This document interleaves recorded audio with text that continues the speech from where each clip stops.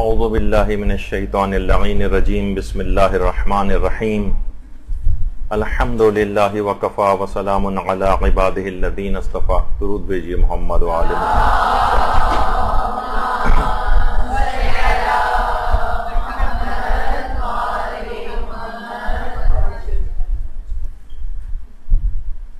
ظاہر ہے کہ اب علم دین کے لیے آپ کو قدم آگے سے آگے ہی بڑھاتے چلے جانا ہے، اور کیونکہ علم کے ساتھ ساتھ عمل بھی کرنا ہے، عبادات بھی انجام دینا ہے، روزمرہ کی زندگی میں قدم قدم پر حکم خدا معلوم کرنا ہے اور حکم خدا کے مطابق ہی عمل کرنا ہے، تو اس کے لیے ضروری ہے کہ انسان کا علم اور آگہی مسلسل بڑھے، تاکہ اسے پتہ چلے کہ میں جو عمل کر رہا ہوں پروردگار عالم کے لیے وہ صحیح کر بھی رہا ہوں یا نہیں. جب بھی روایات میں یہ بات بیان ہوئی اور ہمارے چھٹے امام جعفر صادق علیہ الصلوۃ والسلام فرماتے ہیں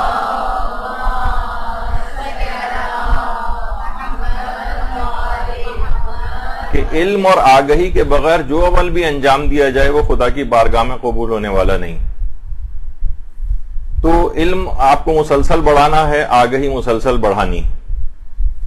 اور دین کا کمال کہا بھی اسی بات کو گیا ہے کہ دین کا کمال اس میں ہے کہ انسان علم کو طلب کرے اور اس کے بعد اس پر عمل پیرا ہو. فقط علم کو طلب کرنا کافی نہیں ہے، عمل پیرا ہونا بھی ضروری ہے. یہی وجہ ہے کہ حضرت امیر المومنین علیہ الصلوۃ والسلام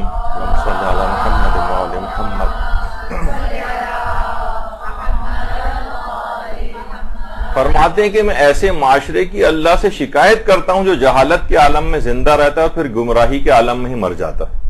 یعنی باقاعدہ امیر المومنین شکایت کر رہے ہیں. تو لہٰذا اس کے لیے ضروری ہے کہ ہمیں صحیح طور پر کیسے پتہ چلے کہ ہمیں قدم قدم پر حکم خدا کے مطابق ہم جو ہے جو قدم بھی ہم اٹھا رہے ہیں وہ حکم خدا کے مطابق بھی ہے یا نہیں. اس کے لیے ضروری ہے کہ انسان صحیح طور پر تقلید کرے اور اپنے مرجے کے فتوے کے مطابق عمل کرے. اچھا، اب کیونکہ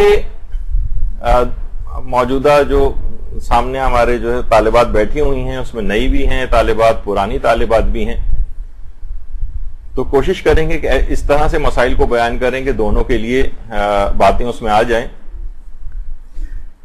تو صحیح طور پر تقلید کرنا ہے.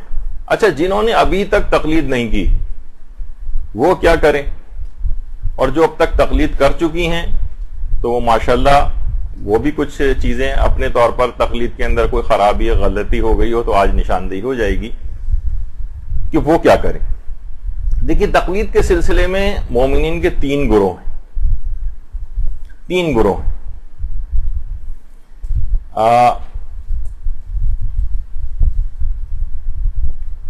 ایک تو وہ ہے، بلکہ اس میں یہ کہا جائے کہ کیا تقلید سے بچنے کا بھی کوئی طریقہ ہے؟ تو جی ہاں، تقلید سے بچنے کے بھی طریقے ہیں. بہت سے لوگ آج کل بہت زیادہ تقلید سے الرجک ہو گئے ہیں کہ ہم تقلید نہیں کریں گے، ہم کسی کی بات کیوں مانیں، ہم خود ہی دین کا علم حاصل کر سکتے ہیں. اسلام نے پڑھنے لکھنے پر کتنا زیادہ زور دیا ہے. تو جی ہاں، اسلام نے بالکل زور دیا ہے. ابھی چل کے آگے آپ کو معلوم ہوگا کہ تقلید سے بچنے کے بھی کچھ طریقے ہیں. ان میں سب سے پہلا طریقہ یہ ہے کہ انسان خود مجتہد بن جائے، قرآن پر مکمل عبور حاصل کر لے، اس کے تمام آیات کی شان نزول اس کو پتا ہوں، اس کی تفاسیر اس کو پتا ہوں، قرآن میں ناسخ و منسوخ سب اس کو پتا ہو، تمام علوم قرآنی سے واقف ہو، قرآن کی حد تک جو جتنے بھی علوم اجتہادی عمل کے لیے ضروری.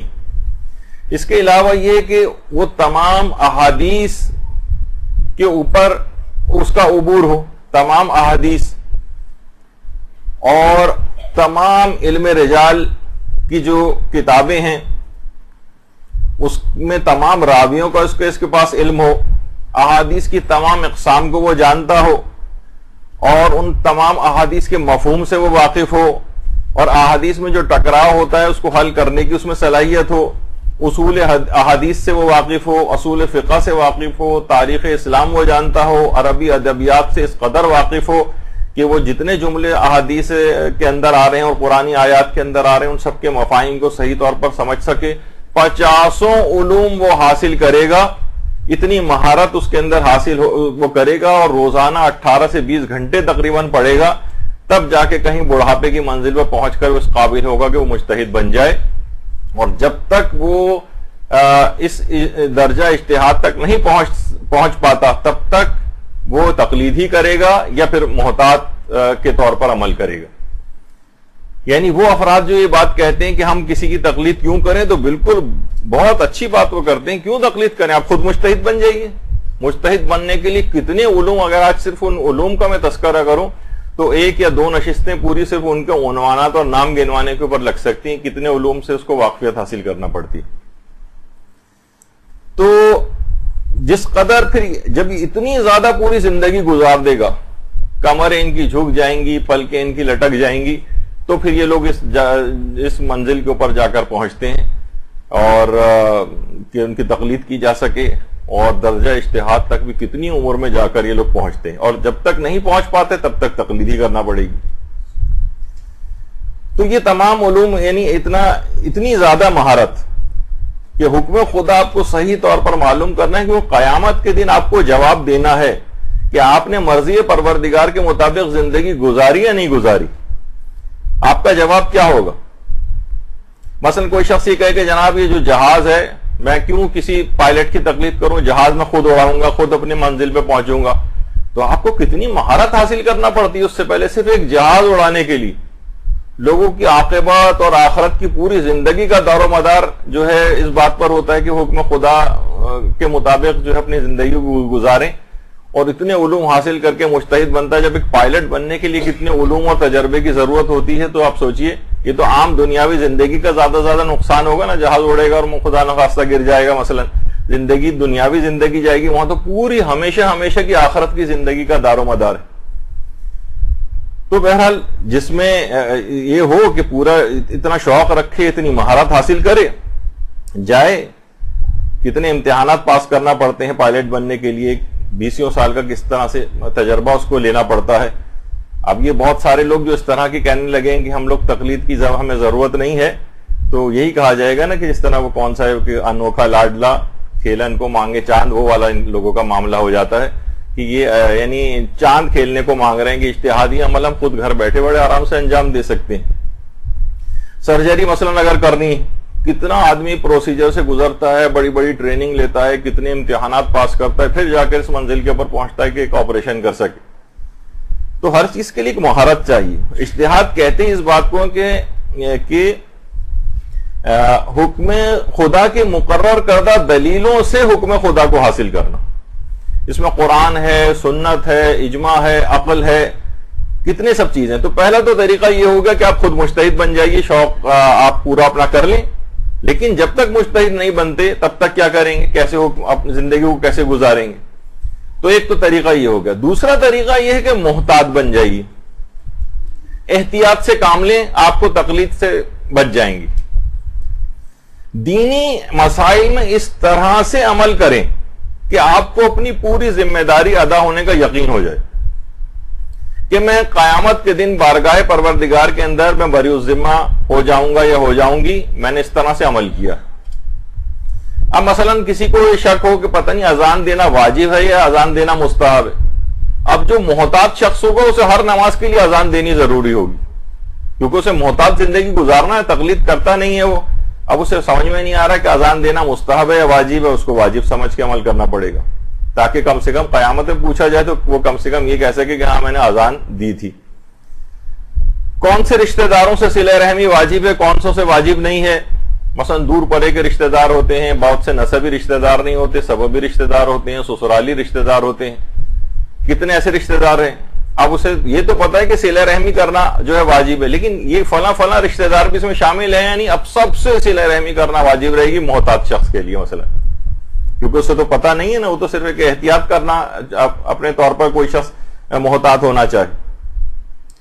اب مثلا کسی شخص کو یہ سمجھ میں نہیں آ رہا ہے کہ عید غدیر کے دن مثلا غسل کرنا مستحب ہے یا واجب ہے، غسل جمعہ مستحب ہے یا واجب ہے، عید مباہلہ کا غسل مثلا مستحب ہے یا واجب ہے. تو ان تمام جگہوں پر اس کے لیے ضروری قرار پائے گا محتاط کے لیے کہ وہ ان تمام دنوں کے اندر مثلا جو ہے وہ غسل کو لازمی کرے، کیونکہ ہو سکتا ہے. تو محتاط ہونا خود بہت مشکل ترین کام. یعنی وہ تمام مستحب روزے جو اسلام نے بتایا مجتہد، کیونکہ روایت میں تو بس یہ آتا ہے کہ اس دن روزہ رکھو. اب روزہ رکھو سے کیا امام کی مراد ہے؟ کیا واجب قرار دے رہے ہیں یا مستحب قرار دے رہے ہیں، تاکید کر رہے ہیں، کیا ہے؟ یہ تو اجتہادی عمل سے پتہ چلتا ہے نا.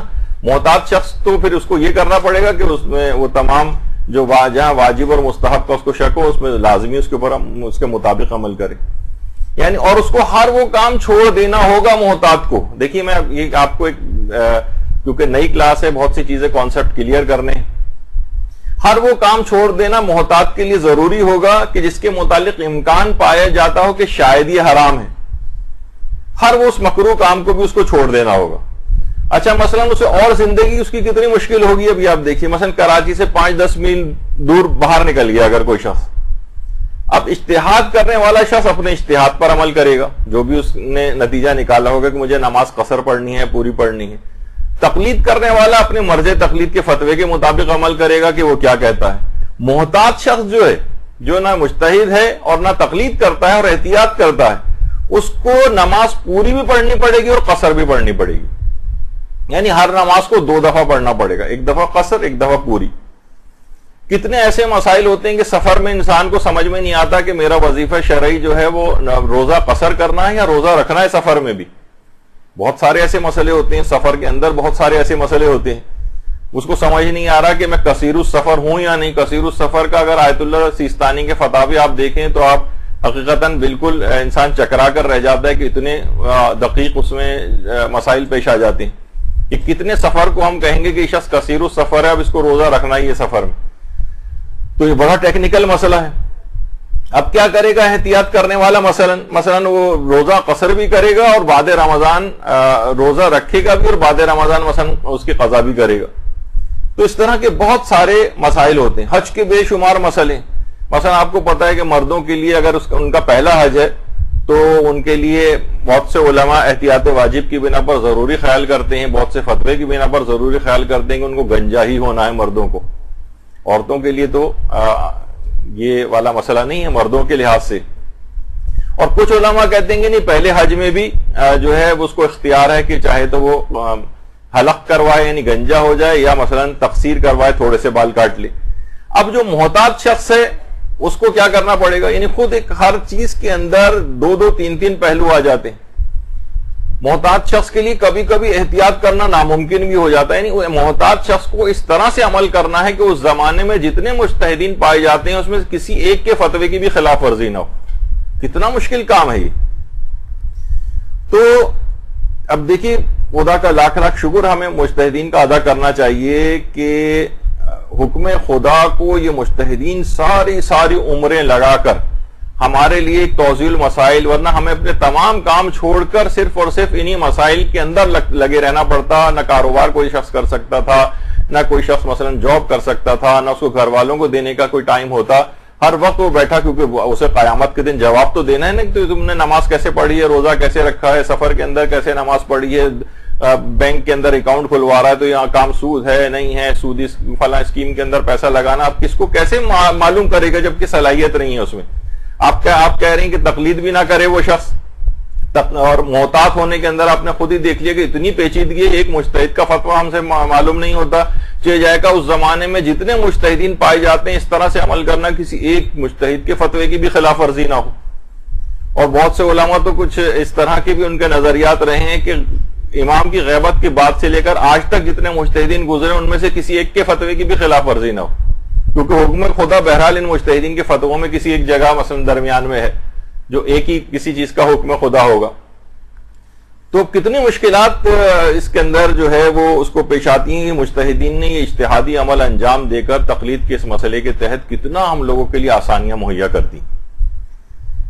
تو تقلید کرنے کے سوا کوئی اس کے پاس چارہ کار نہیں بچتا، اور ان کا جتنا ہمیں احسان مانیے مجتہدین کا کم ہے، ورنہ ان تمام امور کو آپ خود سوچئے کہ آپ کو خود طے کرنا پڑتا.